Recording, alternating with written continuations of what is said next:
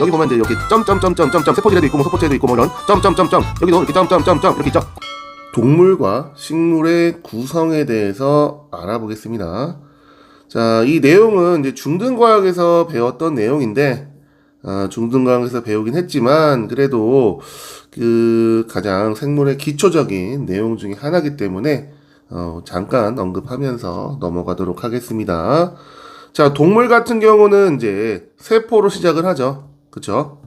그래서 세포들이 모이면 조직이 되고, 조직이 모이면 기관이 되고, 그리고 기관이 모이면 기관계가 되죠. 그래서 이제 중등과학에서 이제 기관계들 많이 배웠잖아요. 뭐 호흡계, 배설계, 신경계 이런 것들 많이 배웠잖아요. 그죠? 자, 그리고 기관계가 모이면 개체가 된다. 자, 식물 같은 경우는 이제 똑같이 세포로 시작을 합니다.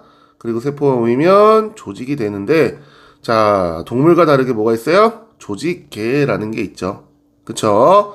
그리고 이 조직계가 모여서 기관이 되고, 식물은 동물과 달리 기관계는 없죠. 그쵸? 그래서 기관이 모여서 개체가 된다라는 거.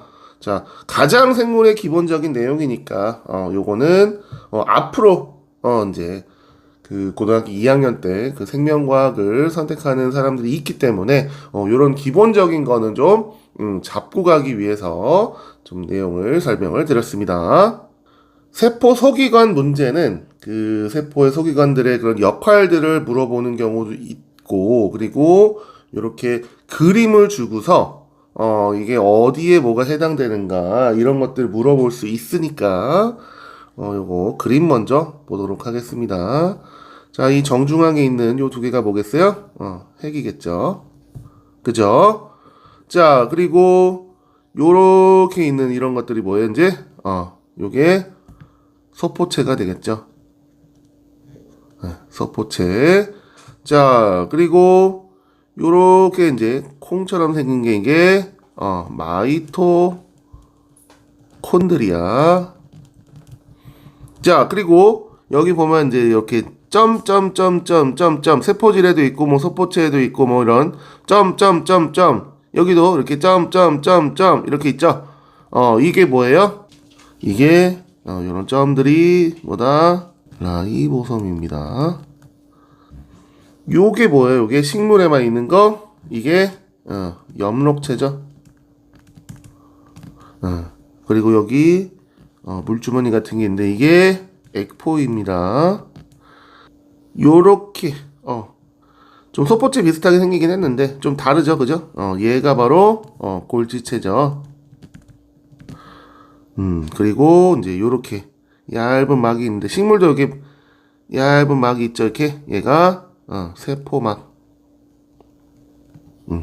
그리고 식물 같은 경우 뭐가 있어요? 또 요렇게 두툼한 게 하나 더 있죠, 막이. 그럼 요게 세포벽이 되겠죠. 그죠? 그래서 요것들 다 찾을 수 있어야 됩니다. 그래서 문제가 어떻게 나오는 경우가 많냐면 요렇게 해서 뭐 A, 뭐 요렇게 해서 B, 뭐 요렇게 해서 C, 뭐 요렇게 해서 D, 뭐 이런 식으로 뭐 나올 수 있으니까. 그래서 A는 무슨 역할을 합니까? 뭐 A의 이름이 뭡니까? C는 무슨 역할을 하냐? 뭐 동물과 식물에 뭐 차이가 있냐? 이런 것들을 이제 그림을 통해 물어볼 수 있으니까 이런 것들 잘 기억해 두시기 바랍니다. 자, 그러면 이제 본격적으로 이제 세포 소기관의 이제 몇 가지만 보면서 그 역할들 보도록 하겠습니다. 자, 핵부터 보면, 자, 핵에는 뭐가 있어요? 자, 유전 물질인 DNA를 가지고 있죠.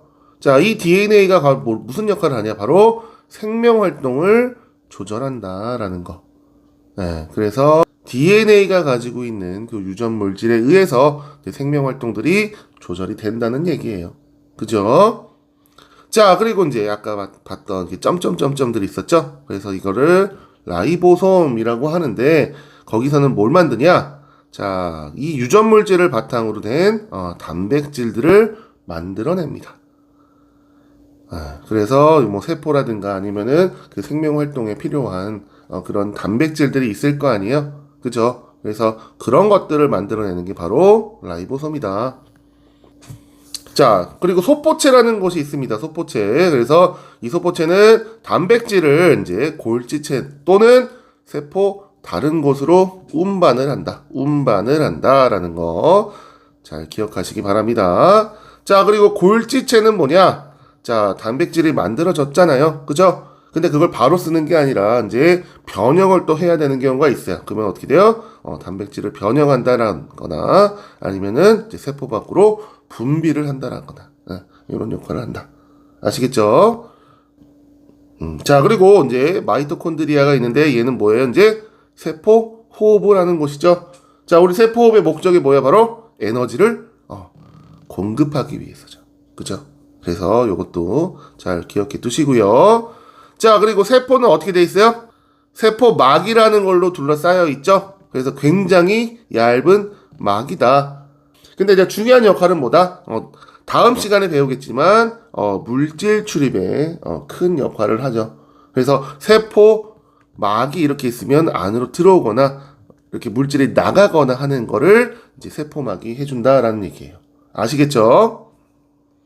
자, 그리고 이제 식물 같은 경우는 이제 요렇게 막이 있으면, 세포막이 있으면 단단한 그런 벽이 하나 더 있다는 거예요. 단단한 막이라고 생각하시면 되고, 얘는 뭐냐 그러면 세포를 보호한다. 단단해요. 그리고 동물 세포 같은 경우는 이렇게 물론 이제 어느 정도 모양이 있지만 이렇게 뭐 일정하지 않을 수가 있어요. 근데 식물 세포는 이렇게 좀 각져 있죠. 이렇게 막 각져 있죠. 그래서 모양을 유지시켜준다. 자, 엽록체는 뭐래요? 광합성을 하죠. 빛을 받아들여서 포도당을 만든다. 액포라는 게 있는데 이 액포는 이제 세포가 가지고 있는 물주머니 정도라고 생각하시면 될 것 같아요. 그래서 물을 저장한다거나 뭐 양분을 저장한다거나 색소를 저장한다거나 아니면 노폐물 같은 것들을 저장하는 역할을 한다. 자, 우리 식물 세포가 동물 세포와 이제 세포 소기관의 차이점을 보면 요 세 가지입니다. 요 세 가지. 자, 세포벽, 엽록체, 그리고 액포입니다. 요 세 가지가 나오면 이제 식물 세포라는 거 좀 생각해 봐야 합니다. 물론 이제 액포 같은 경우는 가끔씩 이제 동물 세포도 가지고 있는 경우도 있대요. 뭐 이렇게 흔하진 않은가 봐요. 근데 이제 대체로 액포를 가지고 있는 거는 식물 세포다라는 거.